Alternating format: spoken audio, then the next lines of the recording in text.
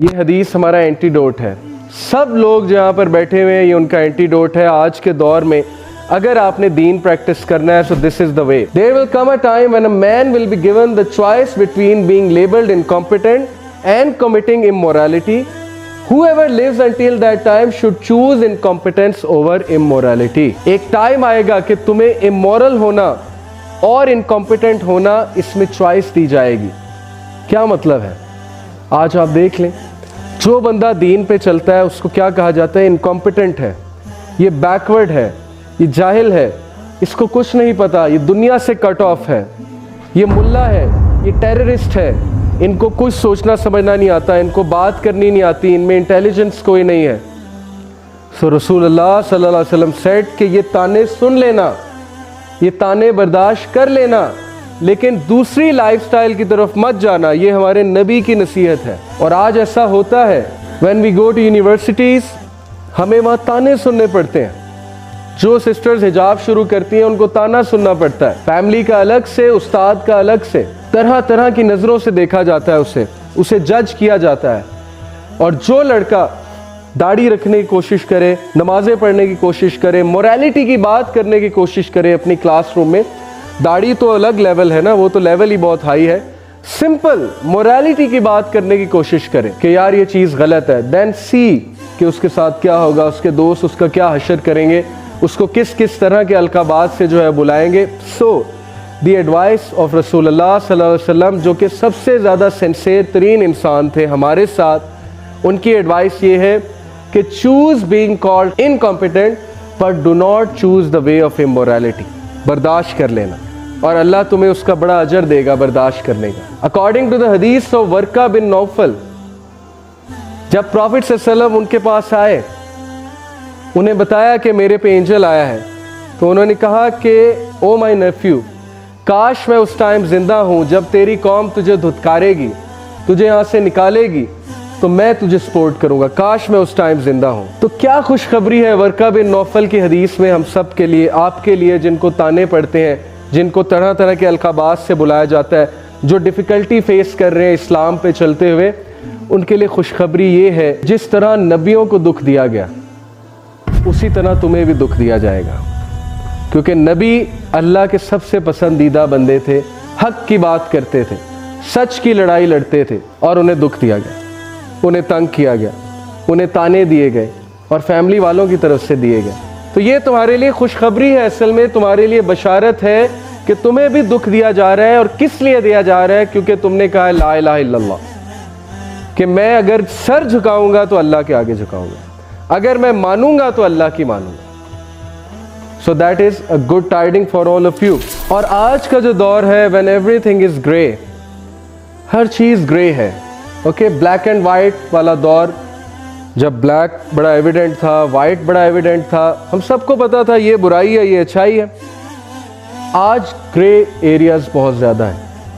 Are youth are confuse, یار حلال کیا ہے، حرام کیا ہے، پتہ نہیں اس کی کیا رولنگ ہے، اس کی کیا رولنگ ہے، پتہ نہیں حجاب کرنا بھی چاہیے کہ نہیں کرنا چاہیے، پتہ نہیں نمازوں، آپ تو نمازیں بھی چیلنج ہو گئی کہ پتہ نہیں نمازیں بھی پڑھنی چاہیے کہ نہیں پڑھنی چاہیے.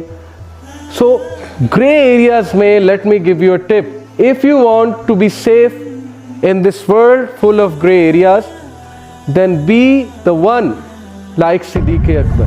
آپ صدیق اکبر کے لیول تک تو شاید نہیں جا سکتے، ابو بکر صدیق رضی اللہ عنہ کے لیول پہ، لیکن آپ ان کو اس حد تک تو ایمولیٹ کر سکتے ہیں نا. ابو جہل آیا صدیق اکبر رضی اللہ عنہ کے پاس، اس نے کہا کہ what if میں تمہیں بتاؤں کہ ایک شخص گھوڑے پہ بیٹھ کے ایک رات میں مکہ سے یروشلم چلا گیا ہے تو تم کیا کہو گے؟ تو ابو بکر صدیق نے کہا کون ہے وہ شخص؟ تو ابو جہل نے کہا یور فرینڈ، یور کمپینین محمد صلی اللہ علیہ وسلم. تو ابو بکر نے کہا بالکل سچ ہے. Without seeing anything he said 100% true. So if you want to be Siddiq Akbar اور at least reach that level, then stand up and say کہ بالکل سچ ہے. سمجھ آئے یا نہ آئے، میرے نبی کی حدیث آ گئی، قرآن کی آیت آ گئی، میں گواہی دیتا ہوں.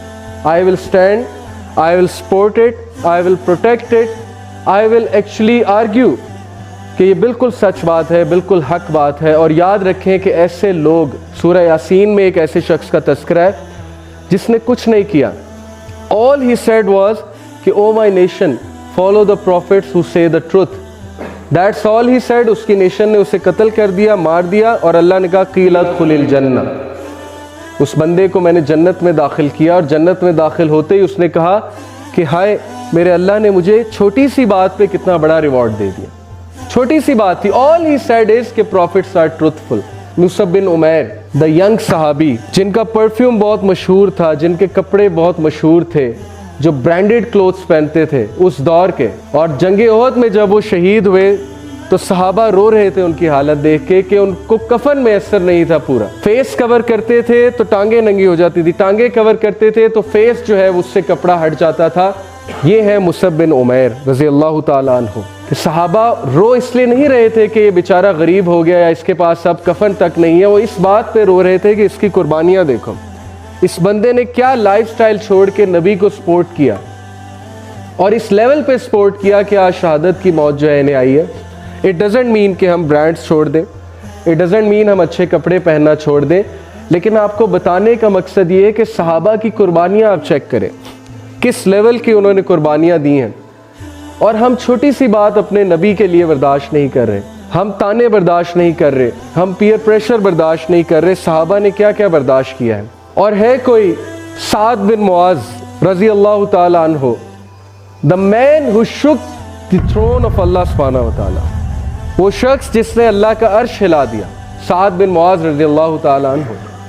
प्रॉफिट सल्लल्लाहु अलैहि वसल्लम सेड कि साद की मौत ने अल्लाह के अर्श को हिला दिया। आज हमारा सेलिब्रिटी कौन है? आज कौन है हमारा रोल मॉडल? कौन है हमारा आइडियल? वो जो हमें जानता भी नहीं। हमारी यूथ का रोल मॉडल मेसी है, रोनाल्डो है, जो उसे जानता भी नहीं है, जो उसकी हेल्प भी नहीं करेगा अगर रियल लाइफ में कभी मुलाकात हो जाती है, जो उसकी सिफारिश नहीं करेगा डे ऑफ जजमेंट में। Why are our role models not people like Saad bin Muaz, the man who shook the throne of Almighty Allah?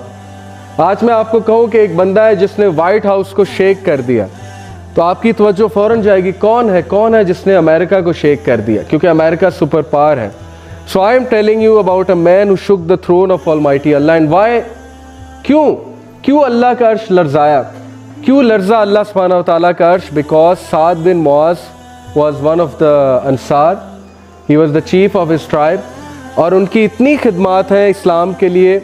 He is one of those people जिन्होंने अपने घर को तकसीम किया, जिन्होंने अपने घर के ज़मीनों के हिस्से को तकसीम किया, मुहाजिरीन को दिया, जिन्होंने अपनी वेल्थ को तकसीम किया, प्रॉपर्टी को तकसीम किया, इस्लाम के लिए इतनी कुर्बानियाँ दी कि आप सोच नहीं सकते।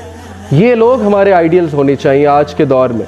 So you people should be like this, तभी चेंज आएगी। अगर हम घरों में बैठे रहेंगे, अगर हम कंफर्ट जोन में बैठे रहेंगे, अगर हम टाइम नहीं निकालेंगे, सोसाइटी के लिए कुछ नहीं करेंगे, तो कोई चेंज नहीं आने वाली। और होगा ये कि हम रिप्लेस हो जाएंगे, अल्लाह नई कौम को लेकर आएगा। और आज ऐसा हो रहा है, गोरे इस्लाम कबूल कर रहे हैं, सारा दावा तो वो कर रहे हैं। आप टॉप दाइस के नाम ले लें, सब रिवर्ट्स हैं, आप देख लें लिस्ट जाकर, सब रिवर्ट्स हैं जो एक्चुअली पहले क्रिश्चियन थे या ज्यू थे या एथियस्ट थे, दे गॉट कन्वर्टेड, और आज अल्लाह उनसे काम ले रहा है। और हम जो है यहाँ पर बैठे हुए हैं और हम ये सोच भी नहीं रहे कि हमारी भी कोई जिम्मेदारी है, हमने भी कोई रोल अपना निभाना है। चलो बड़े लेवल पे नहीं कर सकते, एटलीस्ट फैमिली लेवल पे तो कर सकते हैं ना, एटलीस्ट अपनी फैमिलीज़ को तो कुछ बता सकते हैं ना, एटलीस्ट अपने को सोसाइटी में कुछ कर सकते हैं।